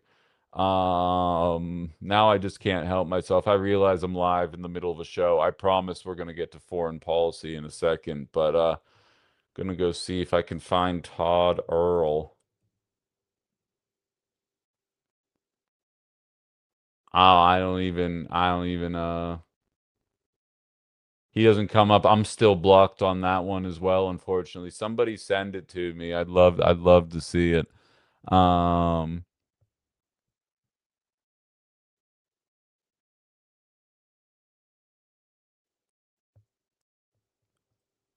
Yeah, so you guys message me on Discord. I don't want to waste the entire show making things personal with one dick on social media, but keep me posted on this. I want to make this guy's life a little rocky for the next couple hours. That would be nice. So stay on him. I believe in you guys. If it's Todd Earl, Todd Pingle, whatever the situation is, just go handle it. CKK's posting his address. I hope. Stop. All right, the wheels have come off. Unfortunately, Bolt is a union company. Hoping Todd is management. We'll find out. We certainly will find out. All I know is you definitely shouldn't use Bolt for any business because seems like they hire a-holes. But so um in any event, let's shift gears here. And if anybody else has any comments on the matter, obviously I welcome them. But we are capable of so much better in society. And the fact that some people are willing to defend it says something that's more broken about us than it does about the people that are unfortunately being unalived in these kind of situations. But so in the world of foreign policy, if you guys haven't already seen, the NDAA has passed $1.5 trillion for the Defense Department, and we will be merging our defensive capabilities with our allies in the Middle East. 7 Republicans voted against it. 6 Democrats ended up crossing over and voting in favor of the legislation, which was one more than was necessary. And for those of you that are newer to the show, I have a common turn of phrase that I oftentimes like to use, where I say there's always one more congressperson than is enough to push forward unpopular legislation, and one too few congresspeople in order to stop anything or to stop anything that might accidentally benefit us. And I even count repealing Obamacare back in 2017 with that. I don't want it to sound like I thought that people without pre-existing conditions shouldn't get health care, but Obamacare was by and large a massive handout to major healthcare corporations, and repealing that would be a negative for them. And so when John McCain came out with his iconic thumbs down, he gets to go out a hero, standing up to Trump, blah, blah, blah, blah, blah, shortly before he passes away. But it's always one more person than is necessary to do the unpopular thing and to block the popular thing since I've been alive, probably longer than that. But there are plenty of examples, and this was another one. 7 Republicans defect over, 6 more Democrats go the other way. And realistically, you probably haven't heard of any of them, other than Henry Kuehler of Texas, who seems as though Trump has dirt on him. He gave him a pardon shortly after becoming president, and has been a Democrat that has voted along with Trump in every single way. It's almost like they own him or something. And he was one of the 6, but other than that, I really didn't even recognize the names. So, the NDAA has passed. We were supposed to be speaking about that with Malia today, but she is on vacation. Um, and it happened in the dead of night. The obvious suspects as well voted against it. Your Thomas Masseys, so on and so forth. The people that have been vocal about this since the beginning. And we are now merged with the IDF. We have now guaranteed $1.5 trillion. After the spectacle, keep in mind, liberal media was ready to run Pete Hegseth looking like a fool up the flagpole. What's up, Aaron? For an entire 48-hour period. Be like, look how great the Democrats are. And then they all go and vote for this bullshit that nobody wants. They're willing to call the guy out for what it is. And mark my words, they're also going to get the $70 billion surplus as well. They could have used this NDAA to do something about ICE. They could have used it to do something about healthcare. Nobody wants to see this. The troops are paid. Nobody believes we need a $1.5 trillion Defense Department. If Democrats meant business, they could have done something about this. But no, they'd rather connect us with the IDF, something that less than half of society and more than 4 in 5 Democrats do not want to see happen. And basically double our Defense Department in an industry where we are, or in a category where we are already trouncing the next 10 countries combined in terms of costs there. All those other countries, they invest in stupid shit like public transportation and healthcare. We got bombs, Mother Hubbards. I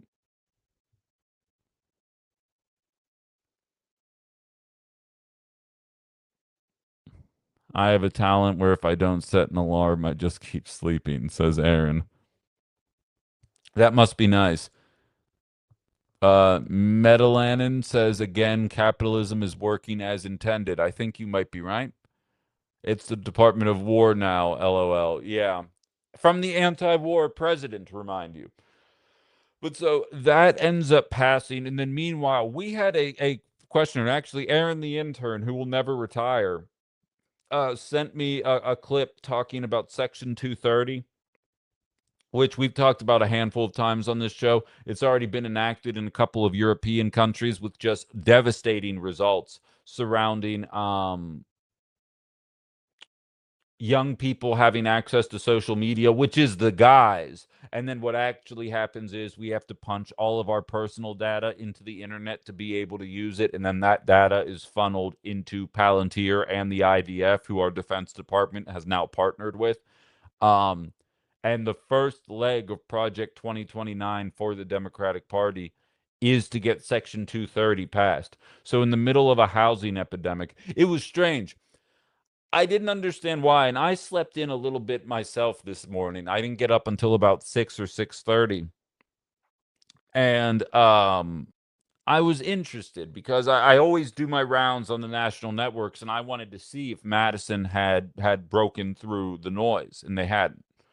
And MSNBC was doing wall-to-wall coverage, and it didn't make sense to me until I put 2 and 2 together that the NDAA had passed. They were doing wall-to-wall coverage about the economy for a young person in America today. They were doing it about housing and healthcare and groceries and all these things. And it was segment after segment after segment of, I'm not going to call it outside the box quality material. It still sucked. It wasn't like they were blaming corporate greed. They were blaming Trump for the situation, acting like before Trump, everything was fine. And I was like, why are they doing this today? They never do this. And I think it's twofold. AOC, if you haven't seen this, is officially pulling ahead of the entire Democratic field in terms of who would you want to be the presidential candidate for the Democratic Party. AOC is pulling ahead in New Hampshire. And I think that has been a wake-up call to liberals. And then you see the NDAA pass. And then you see us join ranks with the IDF. And then you see that the first thing that they want to do, were they to regain power, is to make it so that you have to punch all of your personal data into the internet to be able to use it and not do anything about healthcare. And then you sit there wondering why Francesca Hong is pulling ahead of everybody, why Mamdani won, why Al Sayed is going to beat the shit out of Haley Stevens, why Graham Plattner got caught with a Totenkopf tattoo and still beat Susan Mills by 50 points. It's not an accident that that stuff is happening, any of it. And they keep digging their hole deeper as time goes on. And they're willing, they show up for what took place in Madison. They understand that what happened was wrong, and they are on the right side of history with that, and they put the flowery speeches out there, and they tell you that a brother was lost, a son was lost, so on and so forth. All accurate statements, because as I stated, and it's tongue-in-cheek, I understand that, which is probably inappropriate given the loss of life. Democrats are more than happy to be able to be on the right side of news when it doesn't involve addressing wealth inequality. They're more than happy to do that. And the events of the last couple days in terms of their political strategy has highlighted that for me. Jake says, and it was fun seeing you yesterday, Jake. Always a pleasure. There is no money for healthcare or higher ed to invest in our own population. This timeline sucks. Exactly. Justin says, independent fact check of the bill's language find it does not transfer command authority or place Israel personnel under U.S. military command, but it does institutionalize deep, long-term technology and supply chain cooperation through an executive agreement. Thank you for the clarification. Bill does not legally merge the two armed forces, creates a named cooperative program run through Pentagon official with the effect of binding two countries, defense industries and procurement. Thank you very much. That's from the International Business Times. Until we're so tightly bound that it may as well be a merger, says How. Yeah, I may be putting the cart before the horse. I may just be doing the progressive thing where I'm just operating in 2036, but we're all still here in 2026 and we haven't gotten there yet. And then, like, I'll be in jail by that point. You're like, what was that Brent Cosmos guy saying? Wasn't he saying, like, that we were going to be merged with the IDF? He was right about that, just 10 years too early. But you're exactly right. Verbiage is necessary, or the right verbiage, I should say, is necessary, Justin. So I appreciate the clarification there. I see we're getting blown up on the TikTok here. What happened?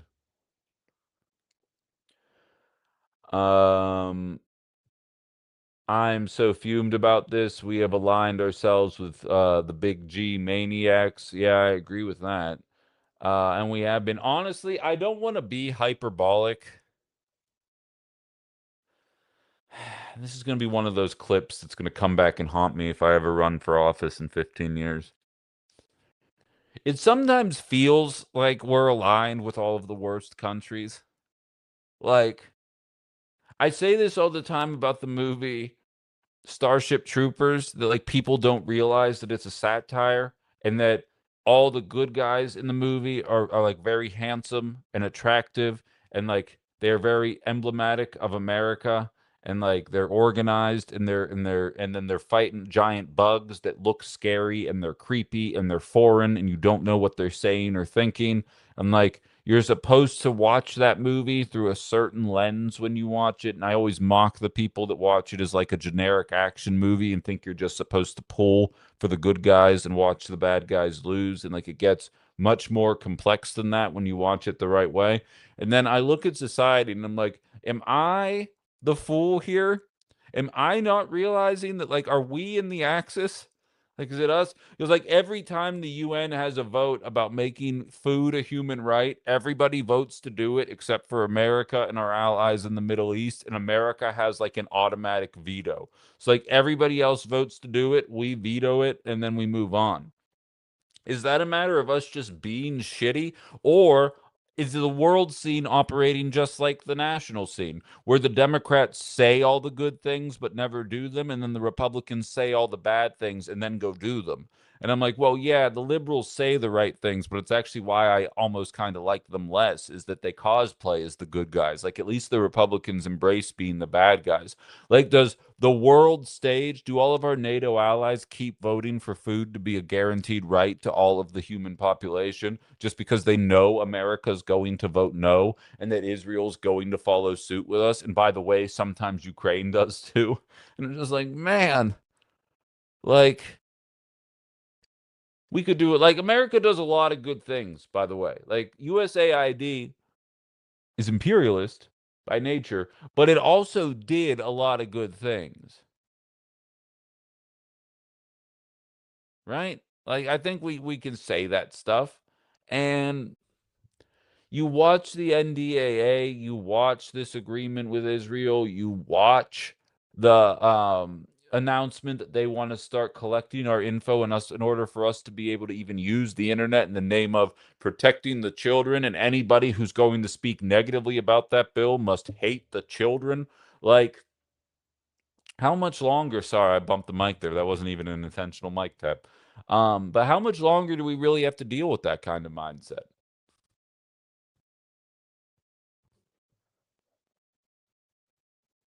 The deregulation of federalregister.gov is terrible disaster across the board too. I'm not familiar with that. Can we abolish the NDAA when a new president comes? I don't know. Probably. Like, nothing is set in stone. Like, that's what's funny to me is like the Republicans can show up and say, yeah, that 50-year law, Roe v. Wade, that doesn't count anymore. And then it's just gone. And then the Democrats show up and they're like, what are we supposed to do? The Supreme Court said that it's irrefutable. Like, I feel like anything is undoable because it's all man-made structures. Again, the whole concept of outside the box exists from the simple premise that we already had access to food, shelter, and water, and then we created the economy, put it between people and resources, and said, if you don't have this fake stuff, whether it be paper dollars, gold, whatever the situation is, if you don't have this, then you don't get access to all the stuff you need to live. And I would sit there saying, you surround yourself with money, and I'll surround myself with water, and let's see which one of us dies first. And when we talk about the systems and like, can we roll that back? It's like, well, yes, because all the systems are made up. And the idea that we can't do something is illogical because we have created this system where homelessness keeps going up and we allow children to remain in hunger are all designs. Like, it's all by choice. All of this can stop whenever we want to do it. As soon as we want to push the brakes, we can push the brakes. And on a much smaller scale, Mom Donnie oftentimes highlights that in New York City. There's a running bit that he found the easy button. And when Democrats were like, we don't know what we can do, and Mom Donnie shows up and says, oh, there's a button right here that just undoes the thing that you hate. Just push the button and then the thing you hate goes away. And then he pushes it and then it fixes things. He's not perfect, but he's making some headway for sure.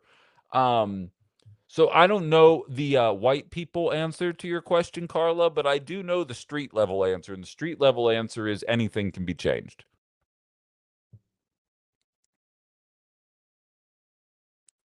Dennis is actually asking right now if I'm talking about the NDAA. Yes, I did. Andy says the book Talking to Strangers, Malcolm Gladwell, is a good read that partially talks about the topic of how police interact with citizens and provide some insight as to how he thinks these situations come about. Would recommend. I appreciate that, Andy.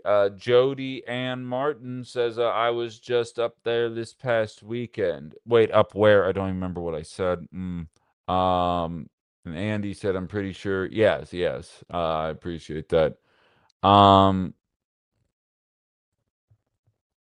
Let's see. Isn't the U.S. Constitution supposed to be written every 19 years, according to Thomas Jefferson? I mean, that's one of those facts. And welcome to the party, Sensei. Always appreciate when you stop by.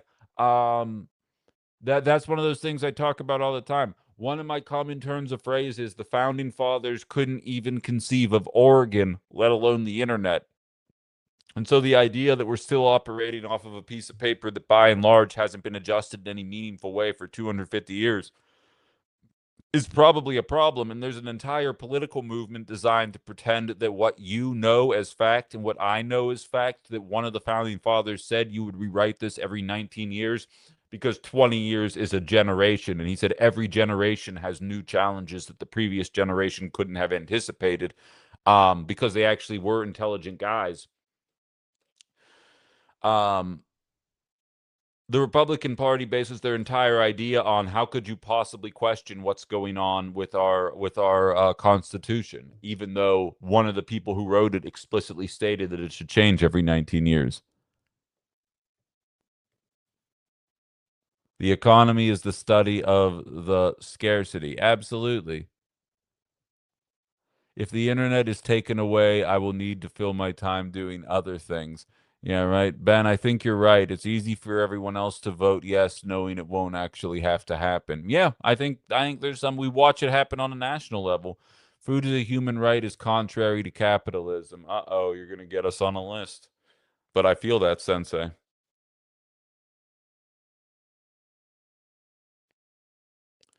Thank you, Aaron. CKK says Starship Troopers taught me the value of a meritocracy.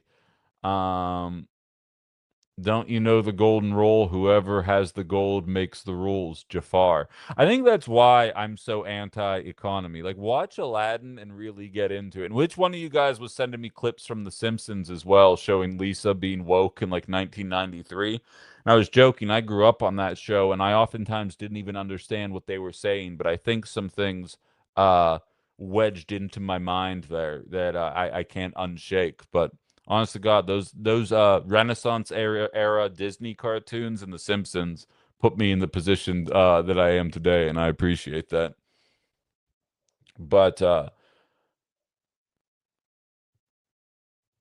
Kristen, that was you. Thank you. Yeah, yeah, yeah. Yeah, I think both of you might have. Alex was doing it as well. Kristen sent me them on TikTok, though, and I've actually shared that clip. And she's like, Mom, I'm so happy you became a police officer, but don't you think cramming the poorest of our population into overcrowded prisons rather than addressing the systemic issues that lead to crime? Like, and she goes on and on and on.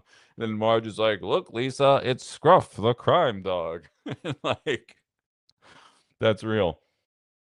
That's real. If I could, I would go subsistence living, off the grid, away from the BS. It's depressing. No, I feel that. I was talking with a woman yesterday after the flock meeting who no longer has a smartphone anymore because I was telling her she's teaching a Krav Maga class and she's teaching a ballroom dance class, and I said you should merge the two and teach people how to dance fight. I said in 2026, I feel like that industry would fucking pop. Like, go let everybody know, like, yeah, I'm going to teach you a ballroom dance and just mess a guy up while you're doing it. I'm telling you right now, you'd sell out every class. I was like, you could do social media. And she said, oh, that's a great idea, except I don't do social media. She's like, I'm off the grid now. And she was telling me all the things. Talked to another woman who said, uh, they don't have cable, they don't do TV, they don't do any of the streaming services, and they're coming very close to just dropping their internet. I do not have that luxury, but I think a lot of people would go for it, um, which is awesome. Yeah, people digging the dance fight idea. I have good ideas. I have good ideas. So you're welcome to anybody that wants to steal that. Just name it after me. Wait, what is this? Already colonizing combat by teaching Krav Maga, and you want to colonize capoeira. How do you say that word? Capoeira? Yeah, I know it's an IDF fighting style. I've seen Friends. We had this talk, trees. Um, but yeah, no, I know that. But it's apparently a solid fighting style for if you're up close to somebody. I wouldn't know. I'm a lover, not a fighter. But that's what I've heard.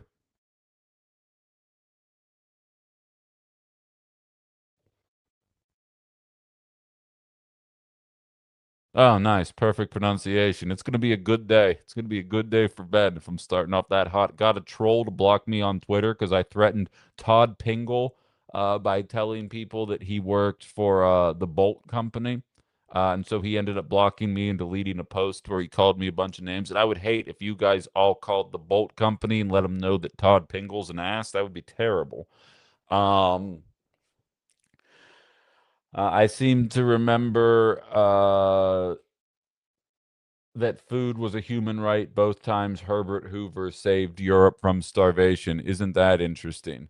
Um, right, but again, from that era, it wasn't socialism or communism. It was helping tough bootstrapping workers get out of a situation. But now that it's a request, it's a big issue, and just nobody can see well, not nobody. A lot of people can't see the irony in that reality for people.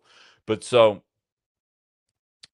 I get nervous about this kind of stuff, but I also do get excited. Allow me to leave you guys on a bit more of a positive note today, which I hate to do. Like, I hate to give you guys hope on your way out of outside the box on a Thursday morning. But the content on national networks today, and as I'm looking at it right now, Trump blames Cuba for the rise of democratic socialism. If you haven't seen the clips of him doing his stump speech, I don't even know where he was. I think Georgia. Yes, because he was calling John Ossoff, the centrist, a socialist because MAGA just doesn't know how words work. Um, there's a reason why they're attacking socialism because even MAGA is watching Trump enrich himself. They're watching the cost of housing, groceries, and so many other things become out of reach. We're watching liberals decide to make the basis of Project 2029 internet censorship. We're watching CEOs, as I mentioned yesterday, Google raked in $160 billion in profit and laid thousands of people off as a result of that profit that they had generated. They are watching these things happen. And while I think a lot of people probably don't identify as socialists, and I can't stress enough, I still have not seen a single candidate come out and actually call for workers seizing the means of production. I have seen people call out taxing wealthy people more. So, in terms of whether or not we even really have a growing trend of socialism in America, I would begin to question that. I'm not saying individuals haven't said it. I mean, in terms of elected officials, I think it's a very small percentage. I think you have a lot of people left of center saying we got to raise taxes on the wealthy and use that to fund society, not never ending war.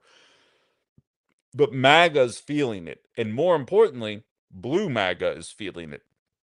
If MSNBC is doing wall to wall coverage about the rise of socialism, it's because they need to acknowledge what is the Democratic Party if not their voters.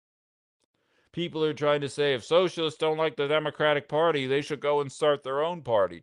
Or they can just keep winning elections within the Democratic Party because the Democratic Party is whatever the voters want it to be. Jorge says, sorry, what's Blue MAGA? Blue MAGA are the people that understood that the economy sucked when Donald Trump was in office the first time, then blamed anybody struggling economically under Biden for being lazy or unwilling to work, and have now woken back up to the fact that the economy sucks. Unfortunately, Bidenomics was a very common refrain within the Democratic Party for 3.5 years. Then there was like a 3-week period where Kamala Harris actually ran on corporate greed and wealth inequality is what's holding the country back. Then some of the wealthiest people on the planet got involved in her campaign and said, why don't you talk about strengthening the border and how important a strong Israel is? And then she got her ass whooped in the election. So, like, Blue MAGA is a cult, but just in some ways they're just as dangerous as MAGA, but not in the other way. Not in a lot of ways. Like, in a lot of ways, MAGA's obviously worse. But Blue MAGA just gets under my skin in ways that I understand why MAGA exists. I can say that.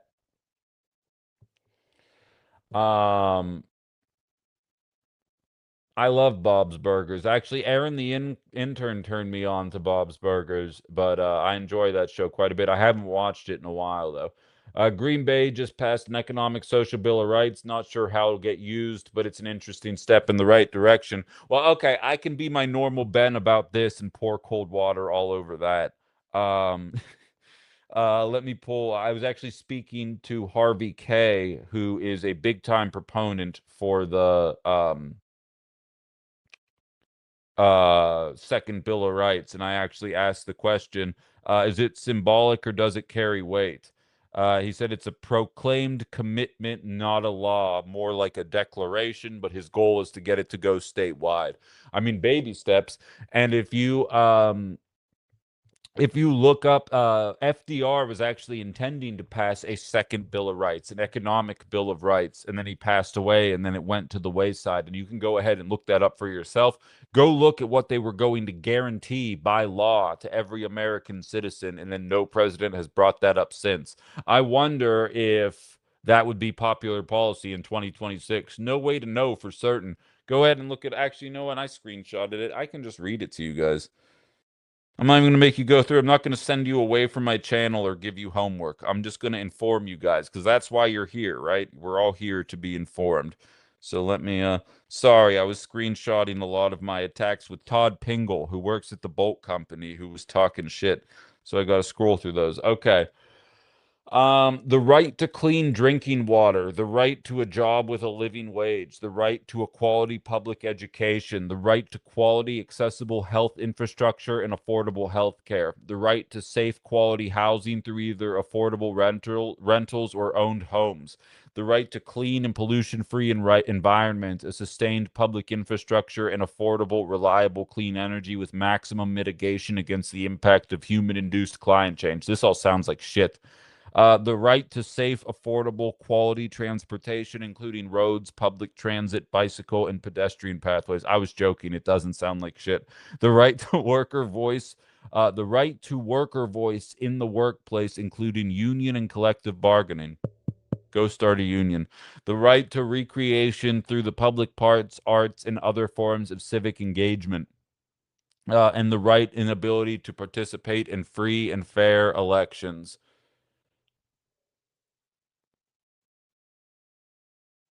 Sounds like something that would probably be all right. I feel like that might be a better way to start Project 2029 rather than, hey, what if we gave all your info to Israel? Vote for us. Otherwise, JD Vance is going to make your life a living hell.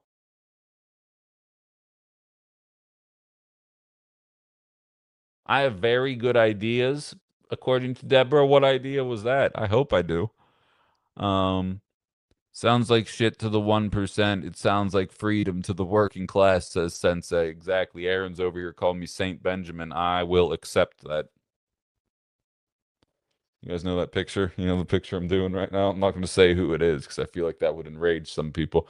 11 demands for real democracy. Oh, average people do not want to tax the rich because they earned it and do not want more tax. I think that's foolish. I think that's a foolish sentiment overall.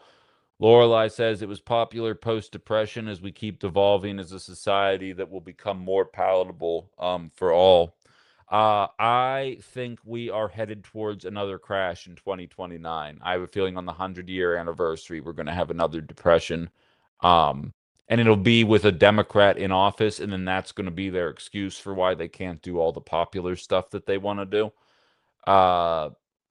But I do feel like it's inevitable, and then hopefully that depression will bring about uh, the goodwill and nature of our billionaire class to actually do something for us. But I'm not going to hold my breath. Something tells me that was a one-off the first time around. But what do I know? Hey guys, subscribe to the page. Wow, thanks for cheering me up. I told you I'd leave you on a positive note. That's what I do here. But we're going to call it a show here today. I think we've done all the damage that we're going to be able to do. If you didn't get a chance to listen to the whole episode, they are archived on my Ben Cominos YouTube page as well as the Minocqua Brewing Company Substack as well. Subscribe to both of those. There's a paid subscription for Minocqua as well. Soon enough, my YouTube will have paid subscription for anybody that wants to help. Thank you very much for the gifts, Jorge. I always appreciate when you stop on by. You guys have been fantastic today on a very shitty day. I appreciate all the comments and people willing to have the guts um, to be able to step forward and kind of make your voices heard. Deborah's there saying she bets I would pull higher in the AOC. It's the nicest thing. The only thing you could have said that was nicer than that would be to compare me to Jim Carrey, but I appreciate that very much. Um, what did Todd do again? Oh, you mean Todd Pingle, Pingel, although I guess he changed his name on Facebook because he didn't want to be harassed by people.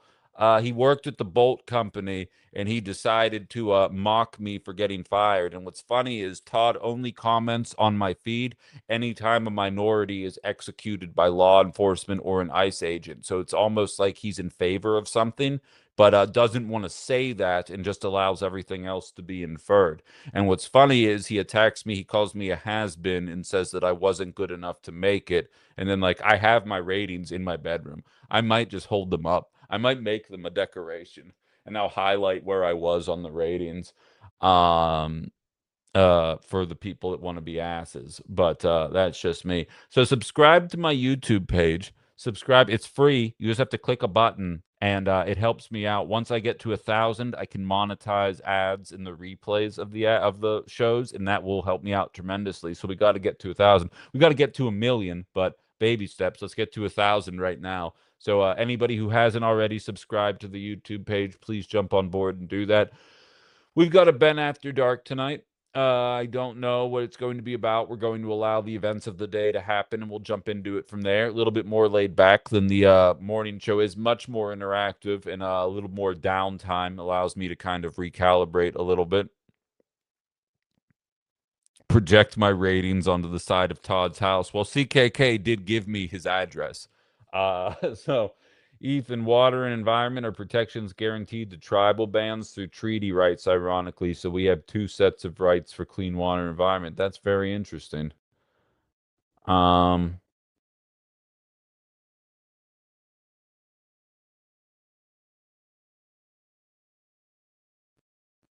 are you guys talking about me as a doctor? I went to med school. I'm basically a doctor. I could heal any of you right now. Or I didn't go to med school. I was pre-med. I didn't actually go to med school. I'd prefer to do this with all of you guys. Thank you, Nurse Life. I appreciate you for subscribing to my tube of you.